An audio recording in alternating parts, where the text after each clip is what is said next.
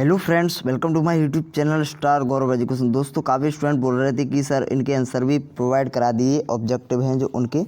तो चलिए इनके आंसर भी अपन देख लेते हैं जल्दी से। तो देखिए अपना जो पहला प्रश्न है, और देखिए ये कोई फेक पेपर नहीं है। बहुत से स्टूडेंट बोल रहे हैं कि सर ये फेक पेपर तो नहीं है।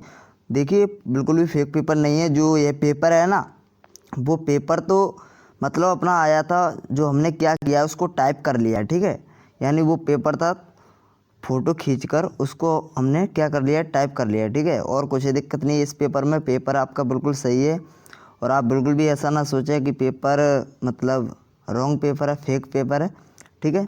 कोई फेक पेपर नहीं है, पेपर बिल्कुल सही है। और आपको सिर्फ याद ही तो करना है, ठीक है। वैसे भी आपको बस सैंपल ही तो एक चाहिए था कि किस तरीके का पेपर आएगा। तो वैसे पेपर सही है और सैंपल की दृष्टि से भी सही है, ठीक है। क्योंकि जो आपका न्यू ब्लूप्रिंट है उसी के आधार पर यह पेपर डिज़ाइन किया गया है। बहुत से स्टूडेंट बोल रहे हैं कि सर इसमें जो साइक्लोट्रॉन है वो क्यों आ गया है। तो देखिए कभी कभी हो जाता है ऐसी मिस्टेक। तो साइक्लोट्रॉन, वैसे साइक्लोट्रॉन हटाया गया है उसमें, ठीक है। एक आध प्रश्न ऐसा हो सकता है आ गया हो, लेकिन बोर्ड एग्जाम में ऐसा नहीं होगा, ठीक है। चलिए तो पहला अपना ऑब्जेक्टिव देख लेते हैं। सही विकल्प चुनकर लिखना है। तो रेखिक आवेश घनत्व का मात्रक होता है। तो रेखिक आवेश घनत्व का मात्रक आपने पढ़ा होगा, लैम्डा इक्वल टू क्या होता है, क्यू अपॉन एल, ठीक है। यानी कूलाम अपॉन लंबाई, ठीक है। यही तो होता है, कूलाम इसका मात्रक हो जाएगा, लंबाई का मात्रक क्या हो जाएगा, मीटर। तो कूलाम इंटू मीटर हो जाएगा। यह क्या है, लैम्डा। लैम्डा यहाँ पर रेखिक आवेश घनत्व। यह प्रश्न मैं आपको काफ़ी बार बता भी चुका हूँ, ठीक है। इससे पहले वीडियो में जो हमने आपको ऑब्जेक्टिव दिए थे ना, उसमें ही बता दिया है काफ़ी बार। तो इसका जो करेक्ट आंसर क्या हो जाएगा, सिंपल से कूलाम अपॉन मीटर। अतिचालकता पदार्थ की चालकता होती है, अतिचालक पदार्थ की चालकता अनंत होती है, ठीक है। आप सभी को पता होगा। अगला प्रश्न है, धारा के चुंबकीय प्रभाव को सबसे पहले देखा था। तो धारा के चुंबकीय प्रभाव को सबसे पहले आर्स्टेड इसका करेक्ट आंसर हो जाएगा, ठीक है, आर्स्टेड। और अगला अपना प्रश्न है, भंवर धारा का उपयोग किया जाता है। भंवर धारा का उपयोग धारामापी को रुद्धौल बनाने में किया जाता है। अगला प्रश्न है, ओजोन मंडल अवशोषित करता है। ओजोन मंडल परावैंगनी विकिरण अवशोषित करता है, इसका करेक्ट आंसर हो जाएगा। चलिए रिक्त स्थान भी देख लेते हैं। रिक्त स्थान की पूर्ति करना है। मीटर सेतु व्हीटस्टोन सेतु को सिद्धांत प्रकार करता है, आपको पता होगा, ठीक है। व्हीटस्टोन सेतु इसमें आपको लिख देना है, व्हीटस्टोन सेतु, ठीक है, व्हीटस्टोन सेतु।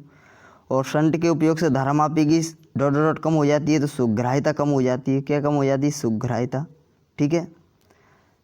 शंट के उपयोग से धारामापी की सुग्राह्यता कम हो जाती है। परिपथ में प्रेरित धारा डॉट डॉट परिवर्तन के कारण होती है। तो परिपथ में प्रेरित धारा फ्लक्स या पर कह सकते हो, चुंबकीय फ्लक्स कह सकते हो, ठीक है। अगर आप कुछ भी लिख दोगे, चुंबकीय फ्लक्स लिख दो फिर भी सही है, फ्लक्स लिख दो फिर भी सही है, ठीक है। तो चुंबकीय फ्लक्स परिवर्तन के कारण जो प्रेरित धारा है, परिपथ में प्रेरित धारा चुंबकीय फ्लक्स के कारण होती है, ठीक है, उत्पन्न। और अगला है जो अपना विद्युत चुंबकीय डॉट डॉट तरंग है। आप सभी को पता होगा, विद्युत चुंबकीय अनुप्रस्थ तरंग है, ठीक है। विद्युत चुंबकीय कैसी तरंगे हैं, अनुप्रस्थ तरंगे हैं।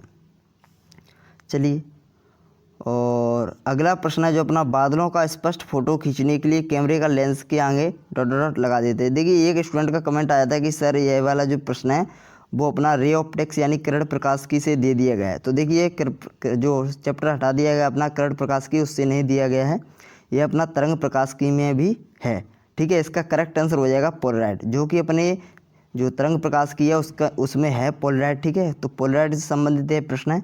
तो इस प्रकार प्रश्न आ सकते हैं, बादलों का स्पष्ट फोटो खींचने के लिए कैमरे के लेंस के आगे पोलराइड लगा देते हैं, ठीक है। चलिए अगला है अपना प्रश्न क्रमांक 3 के उत्तर देख लेते हैं। विकिरण की ऊर्जा तथा आवृत्ति में संबंध बताइए, ठीक है। सभी हिंदी मीडियम छात्रों के लिए खुशखबरी, डाउटनेट पर चल रहा है एक बवाल ऑफर, जहां 9वीं 10वीं का पूरा कोर्स सभी सब्जेक्ट के साथ दिया जा रहा है 30,000 नहीं बल्कि 3,000 रुपये में। और 11वीं 12वीं का पूरा 50,000 वाला कोर्स दिया जा रहा है सिर्फ 5,000 रुपये में। इस कोर्स में डेली वीडियोज क्लासेस, रोजाना होमवर्क, डाउट्स के समाधान, टीचर नोट्स, पिछले सालों के पेपर्स, क्विज और अंत में पूरे कोर्स का रिवीजन भी। इस कोर्स का लिंक डिस्क्रिप्शन में दे दिया गया है। एक और मजे की बात, इस लिंक पर जाकर अगर आप GAURAV कूपन कोड अप्लाई करते हैं तो 500 रुपये की और छूट पा सकते हैं। तो देरी किस बात की स्टूडेंट्स, अभी जाओ और इस कोर्स को खरीदो, इस बवाल ऑफर का फ़ायदा उठाओ। तो चलिए अब अपन देख लेते हैं एक शब्द में उत्तर यानी एक वाक्य में उत्तर। तो प्रश्न क्रमांक 3 में अपना पहला प्रश्न है, विकिरण की ऊर्जा तथा आवृत्ति में संबंध क्या होता है। तो विकिरण की ऊर्जा तथा आवृत्ति में संबंध होता है E equal to H nu. ठीक है, इसका करेक्ट आंसर हो जाएगा E equal to H nu. ठीक है, एच क्या है, प्लांक कांस्टेंट है, न्यू क्या है, आवृत्ति है, और यह ऊर्जा है। ठीक है, चलिए अगला प्रश्न देख लेते हैं। उस घटना का नाम लिखिए जो विद्युत चुम्बकी की क्वांटम प्रकृति बताती है। तो इसका करेक्ट आंसर हो जाएगा प्रकाश विद्युत प्रभाव। प्रकाश विद्युत प्रभाव इसका करेक्ट आंसर हो जाएगा। ठीक है, प्रकाश विद्युत प्रभाव। अगला अपना प्रश्न है कि परमाणु का ग्रही मॉडल किसने प्रस्तुत किया।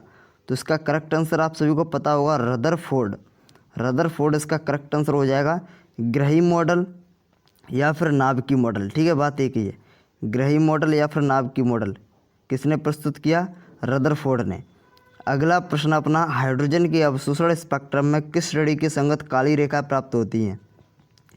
तो इसका करेक्ट आंसर हो जाएगा हाइड्रोजन स्पेक्ट्रम में किस श्रेणी की संगत।